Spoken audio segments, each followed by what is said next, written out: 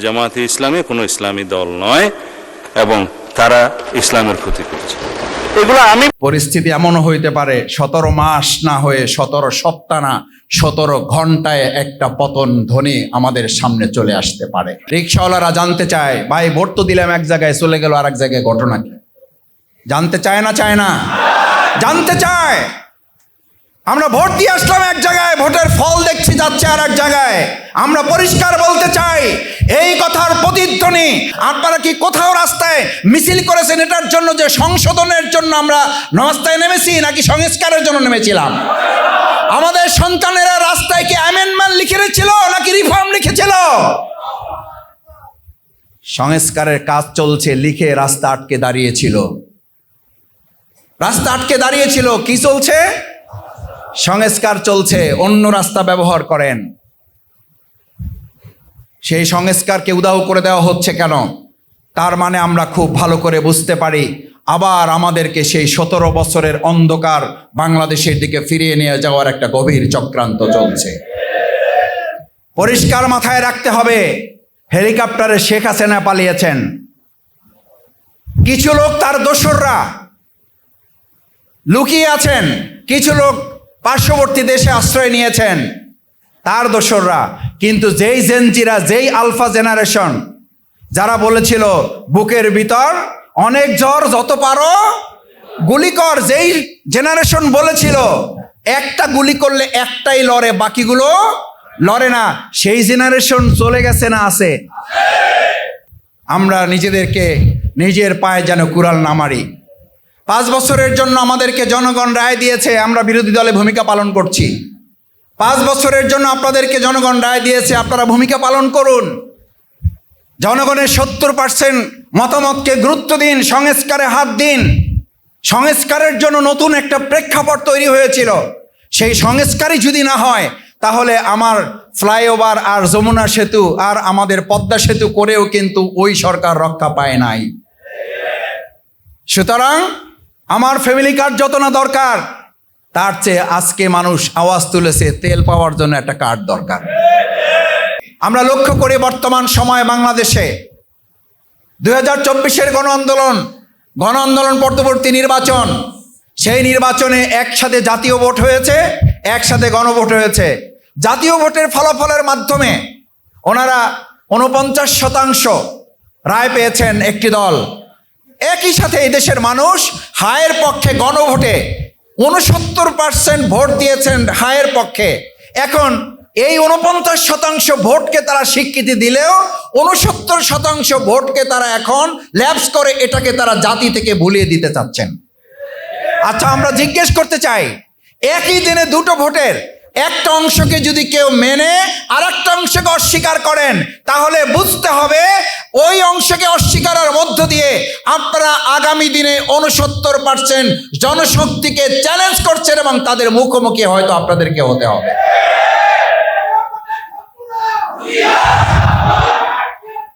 আমার ভাই এবং বন্ধুগণ, গণভোট কি শুধু জামাত ইসলামী চাইছিল ভোট? অন্য দলগুলো চাইছে না চায় নাই? চাইছে, শুধু চায় নাই, দয়া করে একটা ভোট দিয়েন। তো দয়া করে একটা ভোট নিয়েছি আমরা। সম্মানিত ভাই এবং বন্ধুগণ, আমরা কথায় কেন এত হয়ে যাচ্ছি? একজন বোন কথা বলছেন, তাকে গ্রেপ্তার করে ফেলছেন। ময়মনসিংহে একজন কথা বলছেন, তাকে গ্রেপ্তার করে ফেলছেন। এইরকম কথা বলা, এরকম সোশ্যাল মিডিয়া মানুষের জন্য মুক্ত করে দেওয়া, এই কথা তো শেখ হাসিনা বলেছিল।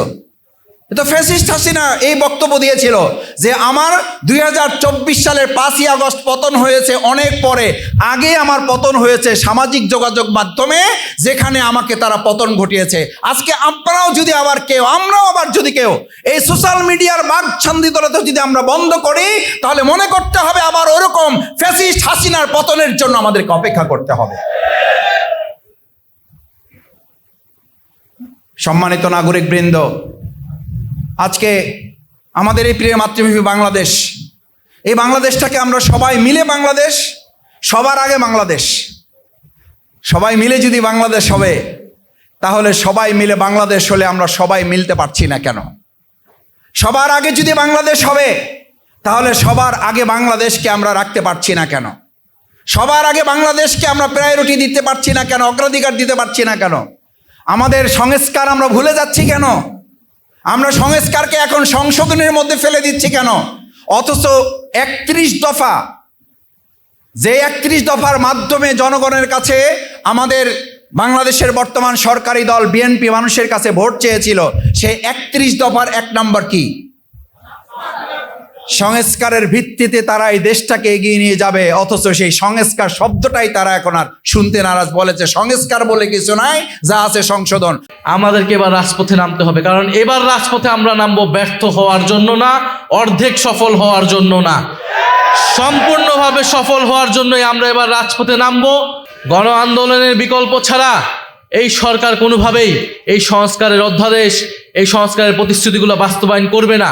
আমরা চেয়েছিলাম সংসদেই সকল ফয়সালা হবে, আমরা এখনো চাবো সংসদেই সকল ফয়সালা হবে, কিন্তু সংসদকে যদি সরকার ব্যর্থ করে দেয়, সংসদকে যদি সরকার কুক্ষিগত করে দেয়, তাহলে রাজপথে আসার জন্য আমরা সর্বাত্মকভাবে প্রস্তুতি নিচ্ছি। আমরা শেখ হাসিনার সময় যে পুলিশ ছিল, সেই পুলিশ ক্রমান্বয়ে পুলিশ লীগ হয়ে গিয়েছিল। এখন হয়তো তারা জাতীয়তাবাদী পুলিশ বাহিনী তৈরি করার চেষ্টায় রয়েছে। না হলে কেন তারা পুলিশ কমিশন, সংস্কার কমিশন করবে না? সেটার অধ্যাদেশ তারা বাস্তবায়ন করবে না। শেখ হাসিনার সময় আমরা বিচার বিভাগ দেখেছি কিভাবে দলীয়করণ হয়েছিল, ফলে বিচারপতিদেরকে নিরপেক্ষভাবে নিয়োগ দিতে হবে, সেই অধ্যাদেশটাকেও তারা বাতিল করে দিয়েছে। অর্থাৎ তারা দেশের প্রত্যেকটি প্রতিষ্ঠান, যেই প্রতিষ্ঠানগুলো দলীয়করণের ফলে দেশে একটা স্বৈরতন্ত্র প্রতিষ্ঠা হয়েছিল, ফ্যাসিবাদ প্রতিষ্ঠা হয়েছিল, সেই প্রত্যেকটি ব্যবস্থাকেই, প্রত্যেকটি প্রতিষ্ঠানের দলীয়করণকে তারা পুনর্বহাল রেখেছে। এটার মাধ্যমে তারা এটাই বার্তা দিতে চায় যে তারা সংস্কারের কথা, জুলাই সনদের কথা, জুলাই গণঅভ্যুত্থানের কথা মুখে বলবে কিন্তু অন্তরে ধারণ করবে না। তারা সে অনুযায়ী কাজ করবে না।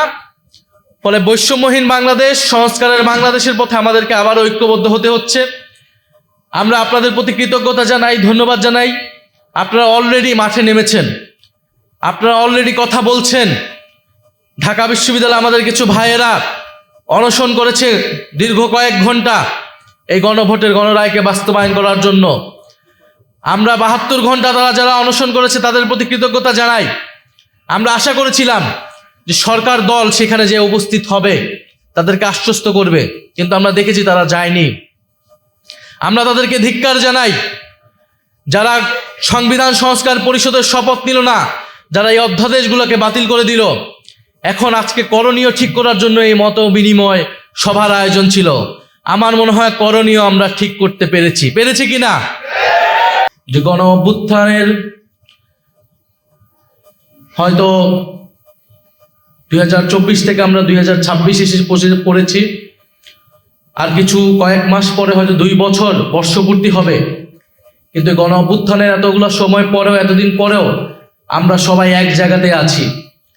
আমরা সবাই সেই ঐক্যের জায়গাতেই আছি যে বাংলাদেশকে পরিবর্তন করতে হবে। এই বাংলাদেশকে সংস্কারের মাধ্যমে পরিবর্তন করতে হবে, এবং এই পরিবর্তনের পথে প্রধান বাধা হয়ে দাঁড়িয়েছে বর্তমান বাংলাদেশের সরকার, বিএনপির সরকার বাধা হয়ে দাঁড়িয়েছে। সেটা সকলের মুখ থেকে এসেছে। আমরা শহীদ পরিবারদেরকে মনে করি বাংলাদেশের জনগণের সম্পদ। তারা জুলাই যোদ্ধারা বাংলাদেশের জনগণকে প্রতিনিধিত্ব করে। আমরা শহীদ পরিবার এবং জুলাই যোদ্ধাদের নিয়ে কোনো রাজনীতি কখনোই করতে চাই নাই, কখনোই করব না। কিন্তু জুলাই যোদ্ধাদেরকে বর্তমান সরকার, বিএনপি, তারা নানাভাবে ব্যবহার করার চেষ্টা করছে। আমরা শুধু একটা কথাই বলেছি যে আমাদের দাবির সাথে আপনারা ঐক্যমত হলে আমাদেরকে সমর্থন দিন।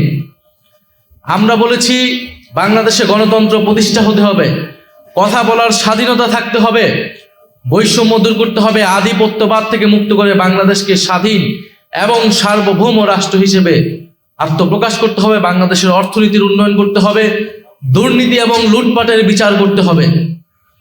কিন্তু আমরা দেখছি বাংলাদেশ সরকার গঠিত হওয়ার পর থেকে পিছনের দিকে হাঁটছে। বাংলাদেশ আবার পুরনো পথেই হাঁটছে, এবং জুলাই যোদ্ধাদের নাম ব্যবহার করে বর্তমান সরকার তার নানা কাজের বৈধতা দেওয়ার চেষ্টা করছে। কখনো তারা ৭১-এর নাম ব্যবহার করছে, কখনো তারা জুলাই যোদ্ধাদের নাম ব্যবহার করছে। তারা আসলে কোনোটাকেই ধারণ করে না। তারা সকল আন্দোলনের সুবিধাভোগী ছিল, সকল আন্দোলনের সুবিধা নিয়েছে, কিন্তু কোনো আন্দোলন, কোনো গণ আন্দোলনের তারা প্রতিশ্রুতি কখনোই রক্ষা করে নাই। ইতিহাস এটাই বলে। আজকে এখানে আমার থেকে অভিজ্ঞ লোকেরা আছেন, যারা ৯১-এর পার্লামেন্ট দেখেছে, যারা ৯০-এর গণ আন্দোলন দেখেছেন, অংশগ্রহণ করেছেন। ৯০-এর গণ আন্দোলনের পরে এই বিএনপি সরকার ক্ষমতায় ছিল, কিন্তু তারা সেই ৯০-এর গণ অভ্যুত্থানের ৩ দলের জোটের যে রূপরেখা তৈরি হয়েছিল, সেই রূপরেখাকে তারা অস্বীকার করেছিল। তারা এখন জুলাই সনদের কথা বলছে যে জুলাই সনদ তারা অক্ষরে অক্ষরে পালন করবে, কিন্তু এই জুলাই সনদকে তারাই কলুষিত করেছে। এই জুলাই সনদের তারা প্রত্যেকটা জায়গায় তারা লিখেছে, জোর করে সেই সময় ঐক্যমত কমিশনকে দিয়ে লিখিয়ে নিয়েছিল যে যেই দল ক্ষমতা আসবে সেই দল তার ইস্তিহার অনুযায়ী সংস্কার করবে। তাহলে তারা প্রথমে আপনাকে দেখাবে জুলাই সনদ যে আমি অক্ষরে অক্ষরে বাস্তবায়ন করছি, পরে দেখাচ্ছে যে তাদের দলীয় ইস্তিহার। তো জুলাই সনদ তো তারা দলীয় ইস্তিহার হতে পারে না। জুলাই সনদ তাদের দলীয় ইস্তিহার যদি তারা বাস্তবায়ন করবে, তাহলে তো এত ঐক্যমত, এত আলোচনার কোনো প্রয়োজন ছিল না। ঠিক আছে, তাদের দলীয় ইস্তিহার, সেই ইস্তিহার তারা কতটুকু পালন করছে? সেই ইস্তিহারে, সেই ৩১ দফায় তারা যতটুকু কমিটমেন্ট করেছিল, সেই কমিটমেন্টগুলোও তারা ভঙ্গ করে গেছে। সেটার জন্য আমরা প্রস্তুতি নিচ্ছি। শহীদ পরিবার, আহত যোদ্ধা, জুলাই যোদ্ধা যারা রয়েছেন, আমরা হয়তো অন্তর্বর্তী সরকারের সময় আপনাদের পাশে সম্পূর্ণভাবে দাঁড়াতে পারি নাই, কিন্তু তারপরে আমরা চেষ্টা করেছি সর্বাত্মকভাবে। আমরা এই সরকার জুলাই যোদ্ধাদের পক্ষে বড় বড় কথা বলে, আমরা আগে দেখতে চাই তারা অন্তর্বর্তী সরকার থেকে কি বেশি করতেছে জুলাই যোদ্ধাদের জন্য, সংস্কারের জন্য তারা কি বেশি করতেছে। জুলাই অধিদপ্তর, সেটা অন্তর্বর্তী সরকারের সময়ই করা হয়েছিল। জুলাই শহীদ স্মৃতি ফাউন্ডেশন, যারা অন্তর্বর্তী সরকারের সময়ই করা হয়েছিল। সবগুলা জিনিস অন্তর্বর্তী সরকারের সময় তারা সেগুলাকেই কিছুটা বাস্তবায়ন করার চেষ্টা করছে। অনেক জায়গায় সেগুলোতেও তাদের অনীহা দেখা যাচ্ছে। ফলে আপনাদের প্রতি আহ্বান থাকবে, অনুরোধ থাকবে, আমরা আবারও প্রস্তুতি নিচ্ছি, আমরা আবারও ঐক্যবদ্ধ আছি। আমাদের দল মত নির্বিশেষে, এটা কোনো দলের বিষয় না, এটা কোনো জোটের বিষয় না, এটা বাংলাদেশকে রক্ষা করার বিষয়, জুলাই গণ অভ্যুত্থানকে রক্ষা করার বিষয়, জুলাই শহীদদেরকে তাদের যে রক্ত, সেই রক্ত যাতে ব্যর্থ না হয়, সেই উদ্যোগের বিষয়। এটার জন্য আমরা সবাই ঐক্যবদ্ধভাবে থাকবো। আজকে আপনারা যারা উপস্থিত হয়েছেন, সবাই হয়তো কথা বলতে পারেন নাই, কিন্তু যারাই কথা বলেছেন সকলের আমরা সমান স্পিরিট দেখেছি। সবার কথা বলার, সবার মনের ভাষাটা আমরা বুঝতে পেরেছি। আমরা আবারও ঐক্যবদ্ধ আছি, রাজপথের জন্য প্রস্তুত আছি। ইনশাআল্লাহ আপনারা সবাই প্রস্তুত আছেন। তবে আপনাদের প্রতি একটা কথা বলে শেষ করতে চাই। এবার রাজপথের আন্দোলনে আপনারা সন্তান হারিয়েছেন, কেউ পা হারিয়েছেন, কেউ হাত হারিয়েছেন। এবার আপনারা সামনে নয়, এবার আজকে এই মঞ্চে যারা বসে আছি আমরা সবার সামনের সারিতে থাকবো। গুলি আসলে বুকে আগে আমাদের গুলিতে আসবে, আমাদের বুকে আসবে। আপনারা শুধু আমাদেরকে সহযোগিতা করবেন, দোয়া করবেন। ইনশাআল্লাহ নতুন বাংলাদেশ প্রতিষ্ঠা হবেই, সংস্কার প্রতিষ্ঠা হবেই। শুধু বিএনপি কেন, আরো যেই শক্তি হোক না কেন, যে কোনো পরাশক্তি আসুক না কেন, বৈদেশিক শক্তি আসুক না কেন, আমরা তাদেরকে পরাজিত করে ছাড়বো ইনশাআল্লাহ। ক্ষমতা না জনতা, ক্ষমতা না জনতা, আপোষ না সংগ্রাম, দালালি না রাজপথ, দিল্লি না ঢাকা, গোলামি না আজাদি, ইনকিলাব ইনকিলাব।